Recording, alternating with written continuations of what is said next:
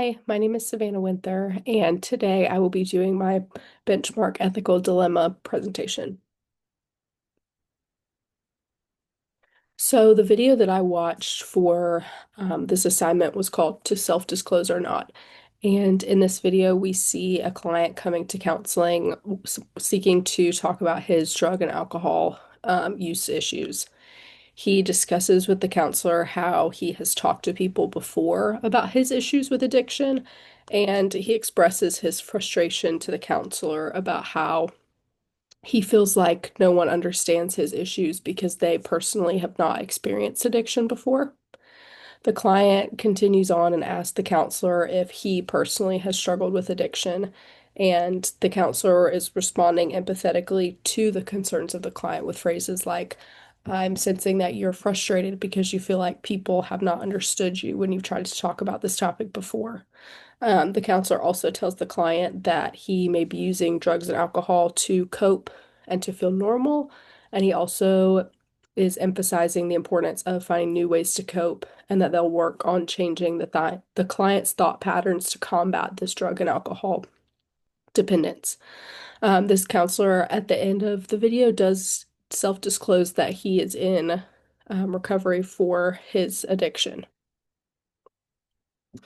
Okay, so in this scenario, I think that the main problem is if I were the counselor, is my self-disclosure ethical? There's lots of debates around whether or not self-disclosure is ethical from the counselor's point of view in counseling and in the therapeutic relationship, and we'll get into that a little bit later.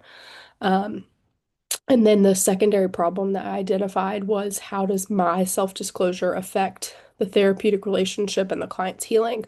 So ultimately, the client's healing is of the utmost importance and is in my best interest to make sure that the client is healing properly and that I'm promoting that. So I really need to make sure that um, my self-disclosure is not affecting the client in this negative way. Um, I believe that this is a combination of an ethical and professional issue.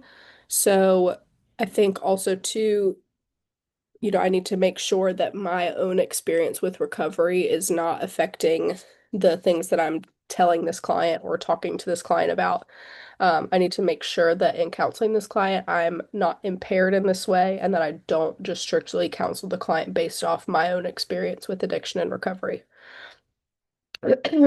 And although I may have my own personal experience, there's also the problem of I may not be formally trained in addiction counseling.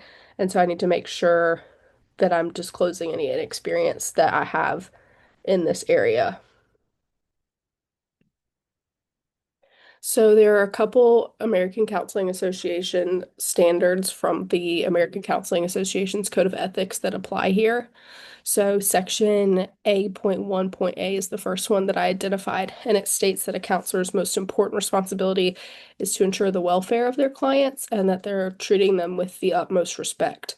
So in this scenario, when applying this standard, I need to make sure that my self-disclosure will actually help my client get better or if this is something that will harm his progress. Section A.4.B is the next one, and it ensures that counselors are making every effort to avoid imposing their own values onto their client.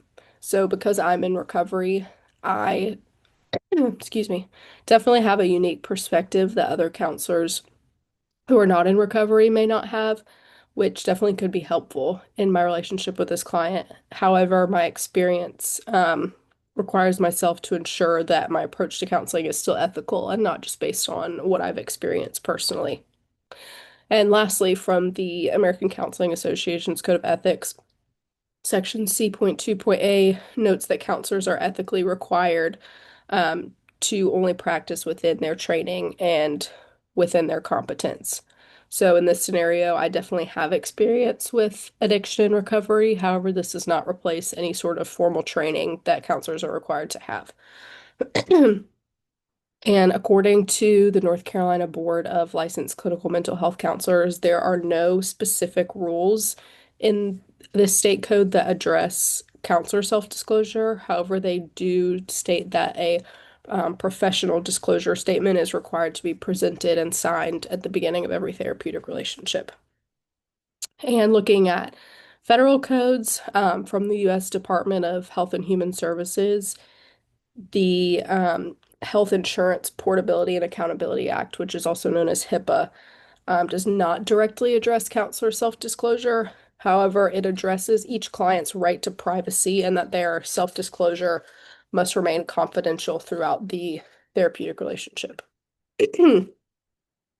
So in this scenario, I think the moral principle that applies best is beneficence.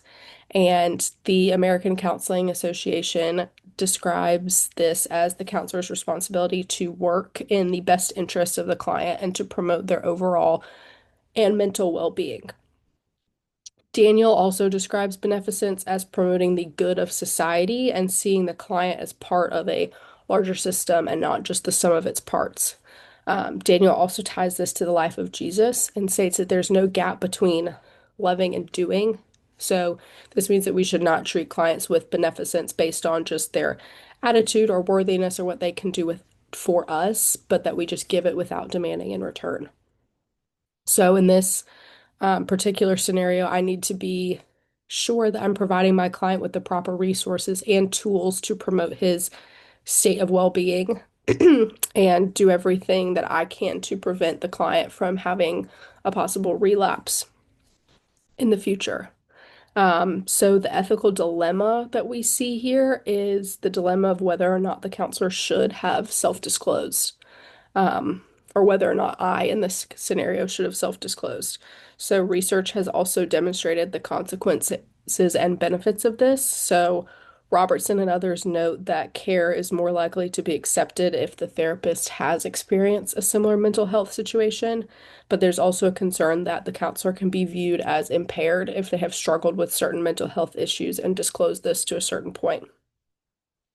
McCormick and others also argue that counselors have to maintain a balance between objectivity and empathy.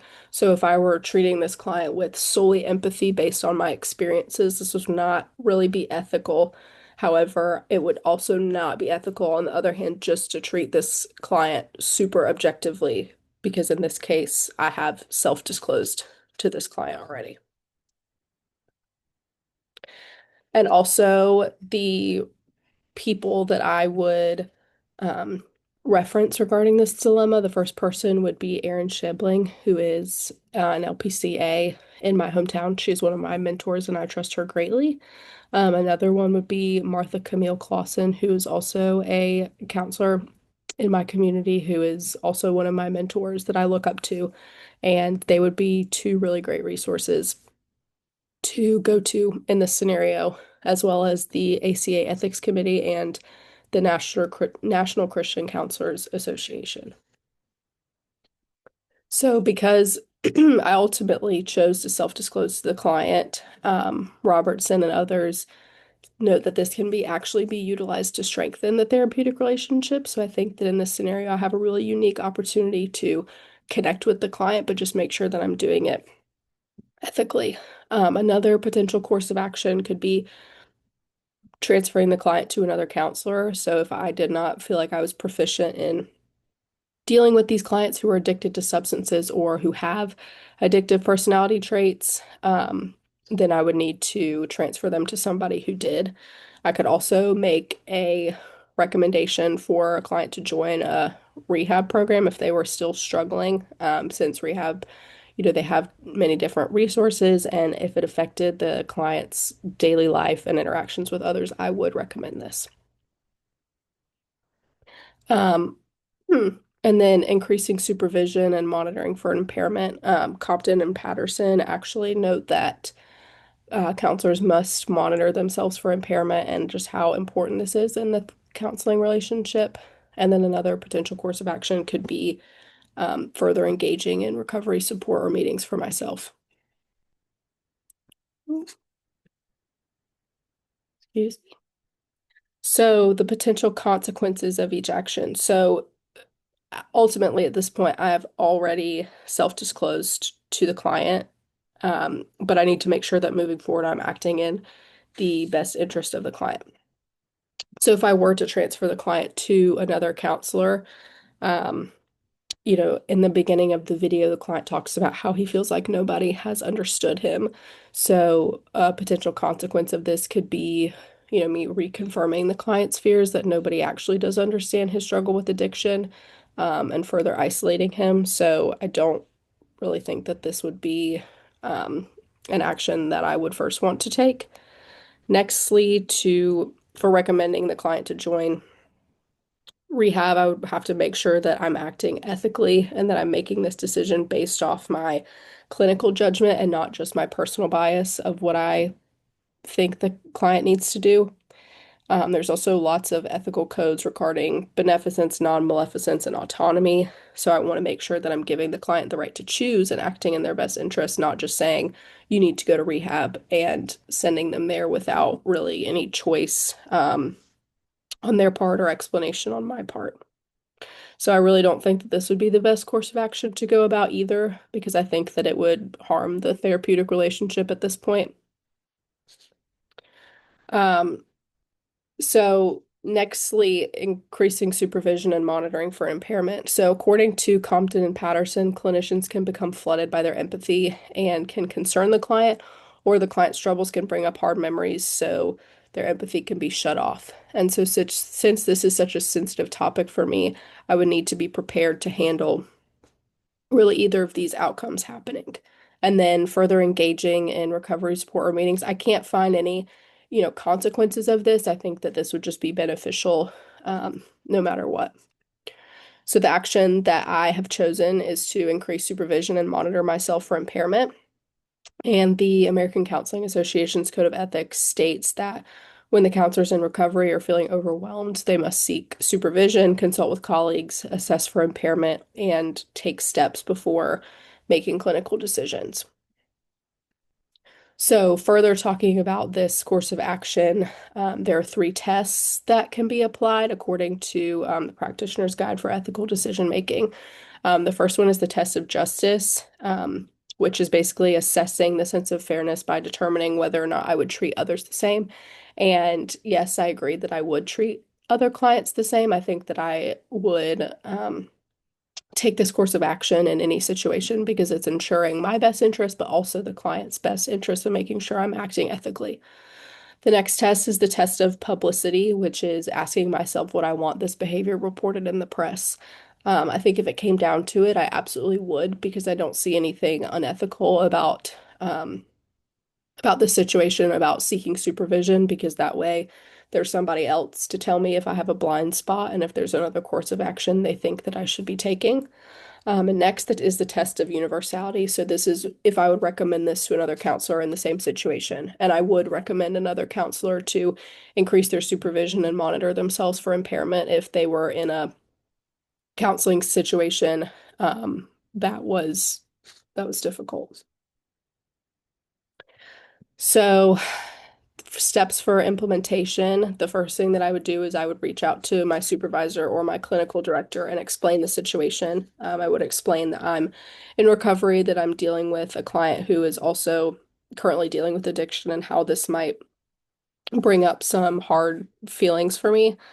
The second thing is that I would implement weekly meetings with my supervisor or more frequently just to discuss this matter. And then I would also do weekly check-ins with myself.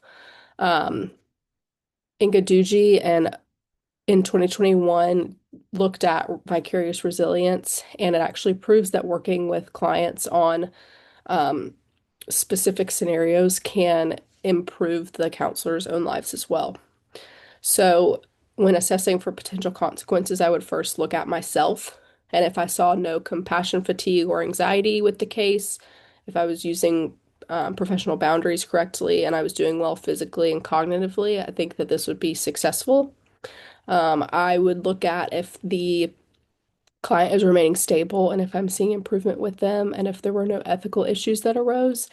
And professionally, if my supervisor feedback was positive and I continued to seek supervision and consultation, I would know if my plan worked. So that is all. And here are my references. And thank you so much for listening.